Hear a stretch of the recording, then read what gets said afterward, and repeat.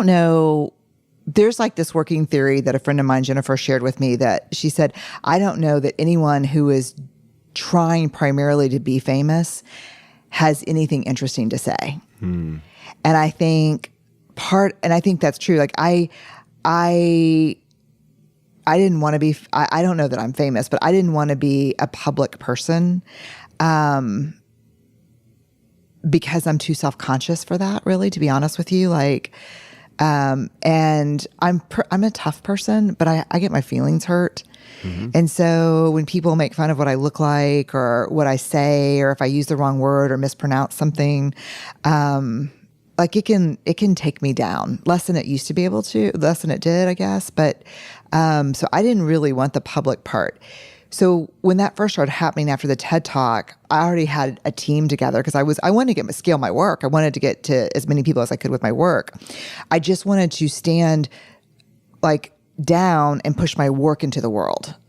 And not be, there's a lot of people whose work is in the world, but we don't know who they are. Yep. But again, going back to your first question, I don't think it's my work. I think it's me as a vessel for the work that resonates with people, because I think it's like a terrible paradox. It is a terrible paradox. I'm having a moment like that.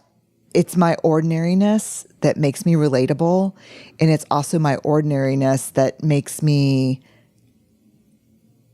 where I take all the hits. Do you know what I'm saying? I do. And I also think, I mean, I'm not going to, I would over drinks maybe debate the ordinariness, but I do understand what you're saying. And I think that in your displaying of your fully imperfect self, which we all are, right? In that ordinariness, doing what you do and putting your work into the world as you have is extraordinary. And so I think that may be a piece of why people connect and find it so inspiring, right? As opposed to seeing like a LeBron James or whoever it is and going, well, that guy is a mutant. Yeah. There is that is a separate planet. There's no room for me to aspire to emulate that because it's so out of reach. Does that make sense? It totally makes sense. Whereas when you are very vulnerable and discuss the struggle, people go, oh shit, that's how I feel. I didn't know people who do things like put work into the world in a TED Talk and this, that, and 5 best-selling books and so on could also feel that way and do the work that they do. Yeah.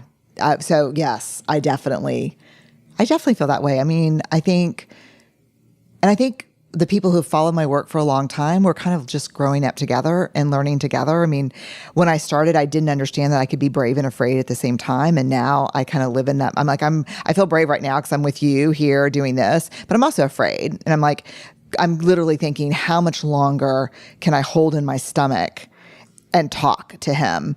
And at some point, I'm just going to have to like breathe. These are the things I think about, you know, and then I'm like, I shouldn't have worn the clingy, like, Rolling Stone shirt. I should have worn something like puffier so I could breathe. Like I'm just a normal person, but yeah, I'm just a normal, I think we're all kind of ordinary people. I get to do extraordinary things, but I think we're all ordinary people. But I think sometimes this world is tough because we shame and diminish ordinary. Ordinary lives or small lives. You know, ordinary moments are, you know, we chase extraordinary moments instead of like being grateful for ordinary moments until hard shit happens. Yeah. And then in the face of really hard stuff, illness, death, loss, the only thing we're begging for is a normal moment. Like, oh my God, can I please have that ordinary moment back? You know, can I please hear him come through the screen porch door? Can I please get a call from my mom or a crazy text? Like, then we want the ordinary moments. But in them, with all the noise, it's about the extraordinary right now. And I'll tell you a true story. I'm debating right now whether I should tell it or not because it's so fresh. But I just had to do a photo shoot for the podcast, like the image for Apple and everyone to use. And the photographer was great, Randolph Ford, and it was fine. It was at the Hotel St. Cecilia here in Austin, which was a really fun place to do it. It's a great place. So, and I'm like uncomfortably like, doing that, like how much is too toothy, that whole thing. And they said, well, come and look at the monitor. They're great. And then I stepped around to look at the monitor, and it was such shock to me because this was the thing playing in my mind. Like, I'm 54. I know who I am. I really like who I am. But then I'm looking at this monitor and I'm like, oh my God, because my training for 54 years has been, why are you taking pictures and having all these fancy people here when you're not perfect looking? Like this is the realm of perfect people, like models do this and stuff, but to see on these big screens with all these professional people against a white backdrop, like me, I'm like, oh my God, this is not what we normally see in a photo shoot behind the scenes, right? Mm-hmm. And it was just this moment that, like, it was such a metaphor for life. It's like I earned every single one of these effing wrinkles and stretch marks. Mm-hmm. Like, and this is the body, that raised my kids and, but that ordinariness can almost be, for those of us who haven't found a way to love it in ourselves, repulsive. The realness. Like, this is me. And so, like, when they were doing the photos, like get ready, photoshopping the photos, I was like, make sure that I look my age, because I don't like the like shock and awe when I show up someplace and they're like, damn, was that an old photo? It's true, but it's really grappling with, and I'm just going to say these things out loud. Mm-hmm. Do you know where, because, and maybe that's why people are like, oh, thank God someone's saying them out loud. Yeah, right. Because they're normally relegated to our secret shame lives. Yeah.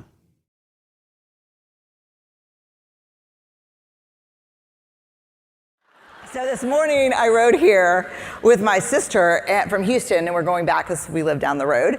And I was like, oh my God. And she said, what? And I said, I'm going to talk about shame today. There's a chance we're going to end up naked hitchhiking because this conference may manifest our trip here. I am going to talk about daring classrooms and what I believe courage looks like and is. So we're going to start here. So I am sitting on about 200,000 pieces of data that I've collected over the last 15 years. And one of the questions I've had from the beginning of my career was simply this: is courage the willing to show up and be seen, even when we can't control the outcome? Is courage something that's inherent in us, or is it something that we can teach and develop in people and ourselves? And so as both a social worker and a teacher, this is my 21st year in the classroom. I'm very quick to call bullshit when someone says you can't teach something. My first question was, oh, you can't really teach empathy, you have it or you don't. You can't teach courage, either have it or you don't. I'm like, let me talk to a group of teachers about that. Because to me, it's questionable. So what I've learned in the last couple of years is you can absolutely teach courage. You can develop it in yourself and you can develop it in others. And it basically boils down to 4 skill sets. Vulnerability, clarity of values, trust, and what I call rising skills, the ability to get back up when we fall, when we experience setbacks and failures. It's interesting because I didn't think rising skills or resilience was going to be on this list, but as it turns out, the most courageous men and women I've interviewed over the past 15 years talk about their courage only being possible because they know how to get back up when they inevitably fall. And one of the things that's true is that if you're brave enough often enough, you will fall. It's not a question if you might fall, you will, by definition, if you're brave in your classrooms, in your life, with your partners, with your kids, with the people you care about. If you're brave, you're gonna get hurt. I mean, the brokenhearted are the bravest among us because they had the courage to love, right? And so we have to learn how to get back up. So here's what I wanna talk to you about today. I'm gonna talk to you a little bit about vulnerability. I told him, I was like, I'm ready to do my talk. I need 7 hours. I just need to be with my people for a long stretch. What I'm actually going to talk to you about today is the number one thing that gets in the way of developing courage and building courageous classrooms. We're going to start with vulnerability, and then I'm going to talk to you about shame. And I'm going to tell you why I've decided to talk about shame today. Because I feel really comfortable with you, and I think you're a fearless group of people, and I don't think we can pretend that this is not getting in the way. I don't think we can say, this is not happening in homes, this is not happening in the environment we live in right now. This is part of the landscape, and it's become worse over the last 6 months. And so I want to talk about it. But let's start with vulnerability, and let's start with the willingness to be vulnerable, the willingness to really show up and let people in. How many of you were raised to believe that vulnerability is weakness?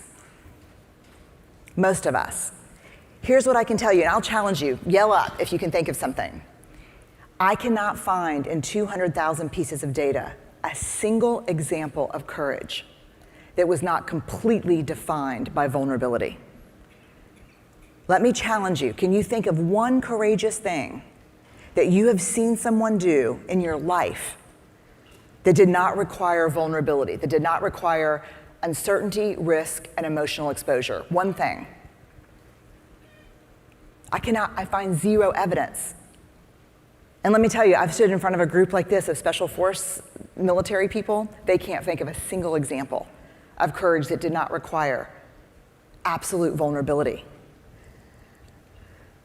But we hate vulnerability because it opens us up to being hurt. And we think, I don't want to be vulnerable because vulnerability, where's my slideshow? There it is the center of shame and scarcity and fear and anxiety and grief and disappointment. So I am going to armor up and self-protect. I'm not going to let people hurt me, see me, take advantage of me. The problem is that when we armor up like that, not only is vulnerability certainly the center of these experiences, it's also the center of these: love and belonging and joy. No vulnerability, no love, no belonging, no joy. What do you think is the most vulnerable human affect we experience? What's the hardest emotion for us to handle as humans? Joy. How many of you are parents? How many of you have ever stood over your child while they're sleeping and thought, oh my God, I love you like so much I can't breathe? And then in that split second, pictured something horrific happening to your child? How many of you have done that? It should be 95% of you. And this is a perfect example of that. Many years ago, when I first was studying this concept of foreboding joy, this fear we have about being joyful, I was on date night with my husband, and we come home, and I see the light still on in the kids' bedroom. I'm like, circle the block till they're tucked in, circle the block. So we get some like TCBY yogurt or something. We come back, everyone's tucked in. I'm like, okay, this is awesome, let's go. And I remember we parked our car on the curb by our house, and we're walking in, and the song on the radio when we got out of the car was like one of my favorite songs, Little River Band. Do you remember the song? Like, Friday night, it was late, I was walking you home, we got down to the gate, and I was dreaming of the night. And I remember like, oh my God, this is like amazing. And we were holding hands. And I go, oh my God. And she's like, what's wrong? And I was like, do you ever think like someone's gonna jump out from behind the bushes and shoot us down? And he's like, no. Did you see somebody? And I said, no, I'm just saying, like when things are going really well, you're waiting for like that to happen. Yes or no? Yes. And he's like, no. And I was like, yeah, because here's the thing. I would hope the babysitter would come out and like move us so the kids didn't find us. And he's like, oh my God, Brene. No, and I'm serious. And I don't even think on the list, it was like, I should put like a whole, like, if you need to call us, if we get killed in the front yard, like something so they know to call my mom and keep the kids in the house. And he's like, he goes, I'm guessing date night's over. I'm like, oh, hell yeah, date night's over. I'm like, we gotta come up with a list, a plan. Yeah,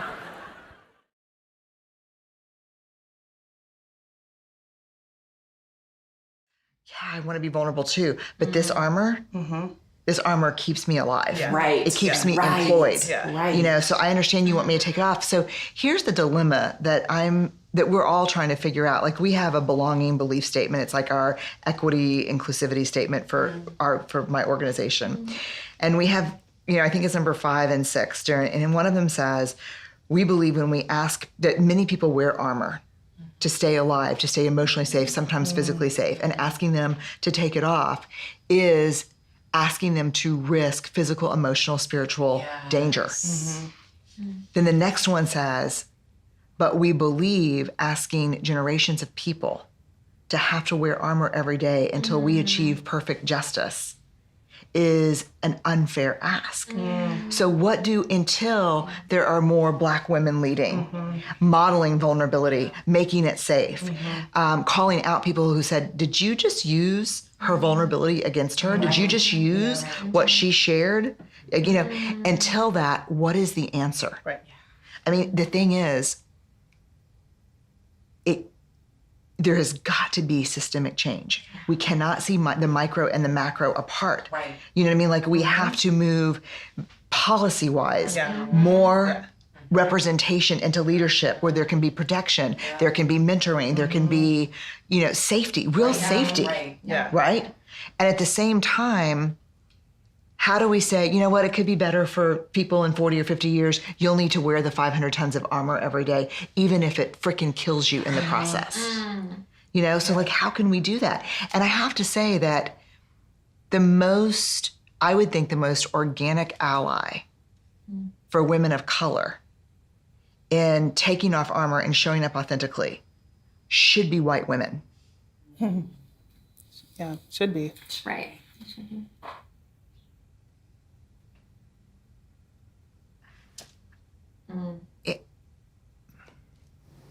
I mean, I think it speaks to how much whiteness is a drug. I was going to say, right? you're choosing your whiteness over your womanhood. Yeah, that even, like, I watch the ways that white women suffer upholding white supremacy, right? Like, you're not benefiting from this. No. Right? Like there's something your else. soul isn't benefiting from this. Yes. Maybe I should be specific. Right, like, right. your spirit, your What you're personality, driving might benefit from it, right? right, is not benefiting from this. And by separating from my pain, you're separating from your own pain. Totally. And I think there's something else, and I just don't, like, I hate saying it, but I know it's true. It's also about men. It's also it's also about, I have made a deal. Yeah. I am in a contract right now. And in order for me to get what I need, I will catch the drippings of the power from the white men around me. And I will take those drippings and carve them, shape them into something for me. So that explains that white female evangelical vote. You know, that explains, like, so it is layers of race, gender, class. It's almost like it's easier for me to take the scraps of power and do whatever I need to do to you than it is to fight for my own.